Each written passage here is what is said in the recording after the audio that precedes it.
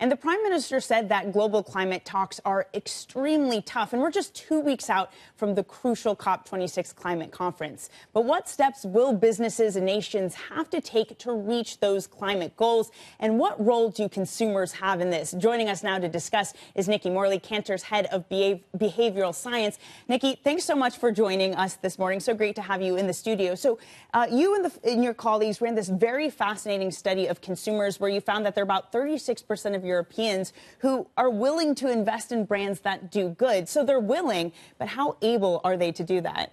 That's a really fascinating question. You're absolutely right. In fact, 75% said they really desire to be more sustainable.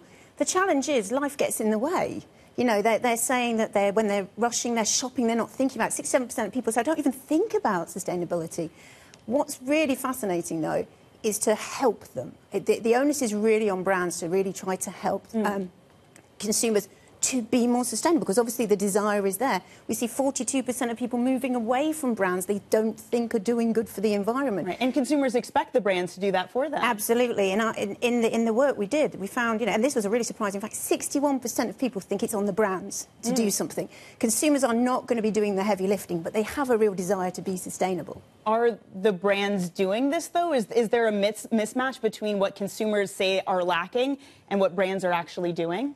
Lots of brands are moving in the right direction, absolutely, but there is so much more they can do. They really need to understand how to help consumers to change behaviour, how to help them to identify what's the most sustainable choice. You know, there are lots of consumers out there, we call them the Ecoactives, really, really engaged in sustainability, will go out of their way to spend time and money on products and to be sustainable. But even they're struggling to find the right products and to really find products that actually are efficacious, that actually work, you know. Right. Well, and you mentioned time and money, and I feel like there is a factor of, especially the latter in this conversation, that we sometimes miss.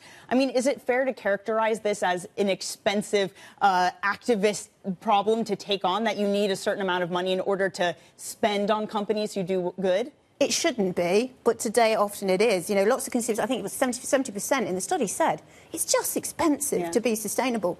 And you know what? Sustainability should be business as usual for brands. You know, they really have to act if they want to. So it shouldn't be about expense, and also it shouldn't be about subpar products. Really, you've got to put sustainability at the heart of your thinking, really. When you're innovating, when you're marketing, everything you do, it has to be at the heart of your thinking. One of the other things I found fascinating in your study is that consumers are worried about greenwashing.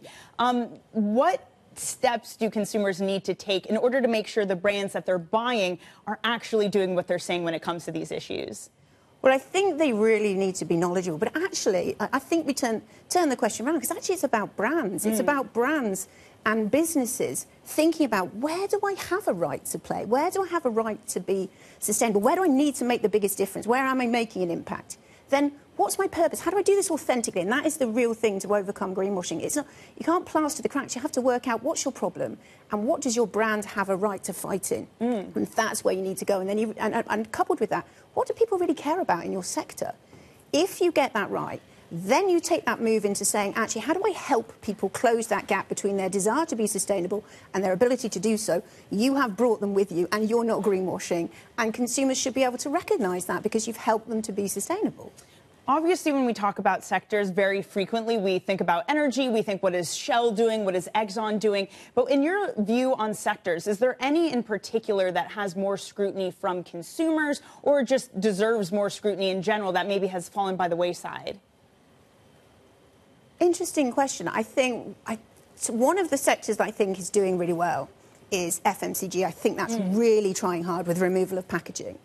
I think fashion is interesting. I think there is a lot more to be done in fashion. But you see the rise of brands like Pangaea and Patagonia who are actually moving in the right direction. So I think in every sector there is somebody leading the charge. I think one of the challenges is some brands are born good, if that makes sense. So some they're just naturally born with sustainability at the heart of them. The big challenge, I think, for any sector is when you've got to pivot. You've got a legacy brand, it's an old brand, you haven't really thought about sustainability. Those are the ones that have got the toughest job. And I think in every sector you see them lagging behind, and they can't afford to be lagging behind. Right. Nicki, so great to have you on. This is a really fascinating conversation. Definitely looking forward to more of these studies and having you on again. That's Nicki Morley, head of behavioral science at Kantar.